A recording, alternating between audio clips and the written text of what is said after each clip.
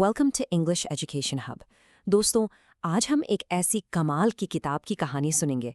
एक ऐसी किताब जिसने सचमुच यूरोप का इतिहास बदल कर रख दिया। तो आगे बढ़ने से पहले एक नज़र डालते हैं कि हम इस सफ़र में क्या क्या कवर करेंगे। ये है हमारा रोड मैप।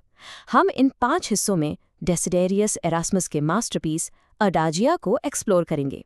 और देखिए, सबसे इंटरेस्टिंग बात यह है कि कैसे छोटी छोटी कहावतों ने, आप सोचिए, एक पूरे कॉन्टिनेंट की सोच को हिलाकर रख दिया।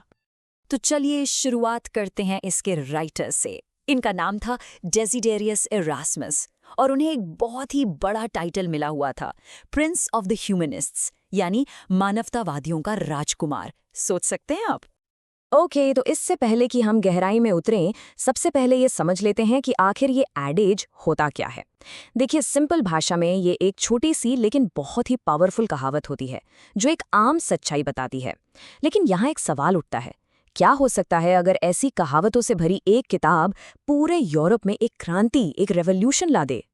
ये द एरास्मस रेनेसांस के टाइम के एक बहुत ही बड़े स्कॉलर, एक विद्वान। उनका विश्वास पता है क्या था? उनका मानना था कि हम पुराने ग्रीक और रोमन ग्रंथों से ज्ञान और लॉजिक, तर्क का इस्तेमाल करके अपने सोसाइटी और रिलीजन में सुधार ला सकते हैं। बेसिकली वो रीजन और एजुकेशन के बहुत बड़े चैंपियन थे। अच्छा, अब आते हैं उनकी सबसे फेमस किताब पर, जिसका नाम है अडाजिया। लेकिन एक मिनट, जैसा कि आप सबटाइटल में देख रहे हैं, ये सिर्फ कहावतों की एक लिस्ट नहीं थी। नहीं, बिल्कुल नहीं। ये उससे बहुत बहुत बढ़कर थी। जब ये किताब पहली बार 1500 में पब्लिश हुई, तो इसमें लगभग 800 ग्रीक और लैटिन प्रोवर्ब्स थे। उस जमाने के हिसाब से ये एक बहुत बड़ी बात थी। लेकिन एरास्मस रुके नहीं। वो अपनी पूरी जिंदगी इस किताब में नए प्रोवर्ब्स, नए विचार जोड़ते गए। और जब 1536 में उनका निधन हुआ, तब तक इस किताब में 4000 से भी ज्यादा एंट्रीज हो चुकी थीं। Can you believe that? 4151। ये उनकी लाइफ का सबसे बड़ा काम बन गया था। तो सवाल ये है कि इस किताब में ऐसा क्या खास था? इसका सीक्रेट वेपन, इसका असली हथियार था इसकी कमेंट्री। देखिए, हर कहावत के साथ एरास्मस ने एक छोटा सा ऐसे लिखा और इन्हीं ऐसेस को उन्होंने एक ढाल की तरह इस्तेमाल किया अपने टाइम के करप्ट लीडर्स, राजाओं और हाँ, यहाँ तक कि चर्च को क्रिटिसाइज करने के लिए। ओके, तो अब जब हमें एरास्मस और उनकी किताब एडाजिया का बैकग्राउंड पता चल गया है, चलिए देखते हैं कि उन्होंने इसे एक पॉलिटिकल वेपन की तरह, एक राजनीतिक हथियार की तरह आखिर इस्तेमाल किया कैसे। चलिए एक एग्जाम्पल देखते हैं। फेस्टिना लेंटे, इसका मतलब है जल्दी करो मगर धीरे से। थोड़ा अजीब लगता है ना, लेकिन ये रोम के एम्परर्स जैसे कि अगस्टस का मोटो हुआ करता था। अब देखिए, एरास्मस ने क्या किया। अपने ऐसे में उन्होंने इस सिंपल सी कहावत को उठाया और इसका इस्तेमाल राजाओं को सलाह देने के लिए किया। उन्होंने कहा, देखो, प्रिंटिंग प्रेस की तरह ज्ञान को तेजी से फैलाओ, स्पीड दिखाओ, लेकिन जब युद्ध जैसे बड़े फैसले लेने हो तो आराम से, सोच समझकर, स्टेबिलिटी के साथ आगे बढ़ो।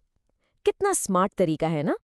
अब आते हैं अजजिया के शायद सबसे सबसे फेमस ऐसे पर, दुल्चे बेलम इन एक्सपर्टिस। इसका मतलब है युद्ध सिर्फ उन लोगों को मीठा लगता है जिन्होंने इसे कभी अनुभव नहीं किया। ये दोस्तों, युद्ध के खिलाफ एक बहुत ही पावरफुल मैनिफेस्टो है। और इसके लिए एरास्मस ने 3 बहुत ही सॉलिड आर्ग्यूमेंट्स दिए। पहला, उन्होंने कहा कि इंसान का शरीर देखो, ये दोस्ती के लिए बना है, लड़ाई झगड़े हिंसा के लिए नहीं।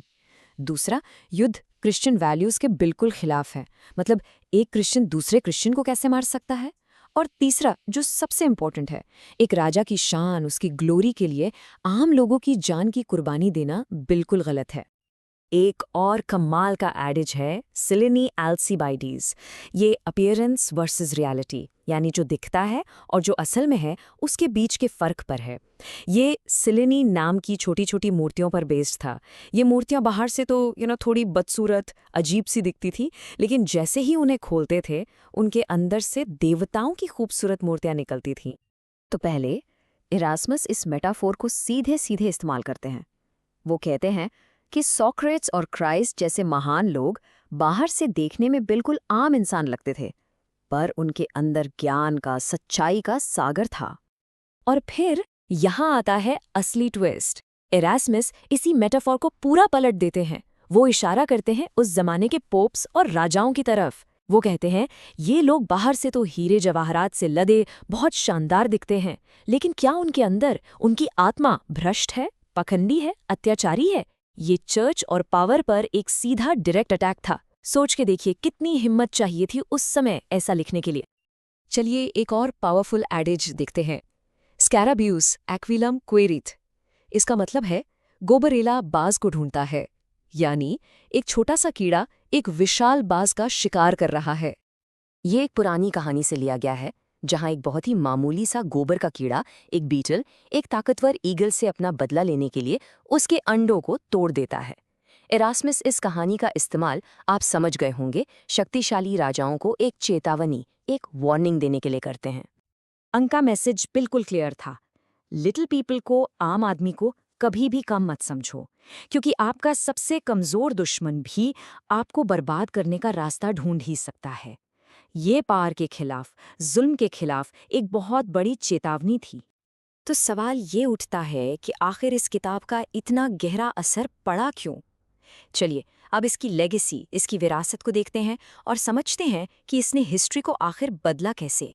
ये टेबल जो आप देख रहे हैं हमारे डिस्कस किए गए कुछ मेन एडेजेस को समराइज करती है। इससे आपको एक क्लियर पिक्चर मिल जाएगी। देखिए हर कहावत और उसके पीछे का असली निशाना, चाहे वो युद्ध छेड़ने वाले राजा हों या चर्च का ढोगलापन या फिर पावर का गलत इस्तेमाल, एरास्मस ने किसी को नहीं छोड़ा। एडागिया का इम्पैक्ट इतना ज्यादा था, खासकर चर्च पर उसकी आलोचना के कारण, कि ये कहावत बहुत मशहूर हो गई। वो ये थी कि एरास्मस ने वो अंडा दिया जिसे मार्टिन लूथर ने सेका। इसका मतलब क्या है?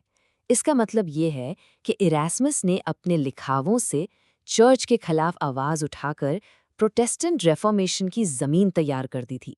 एक ऐसी जमीन जिस पर बाद में मार्टिन लूथर ने अपना आंदोलन खड़ा किया। तो इस पूरी चर्चा से हम क्या सीखते हैं? हम ये सीखते हैं कि शब्दों में, आइडियाज़ में और पुराने ज्ञान में कितनी ज़्यादा ताकत हो सकती है। और ये हमें आज भी सोचने पर मजबूर करता है, क्या आज के दौर में भी प्राचीन ज्ञान मॉडर्न पावर स्ट्रक्चर्स को, मॉडर्न सत्ता को चुनौती दे सकता है? सोचिएगा ज़रूर। ऐसे ही और कंटेंट के लिए सब्सक्राइब करें। Thank you.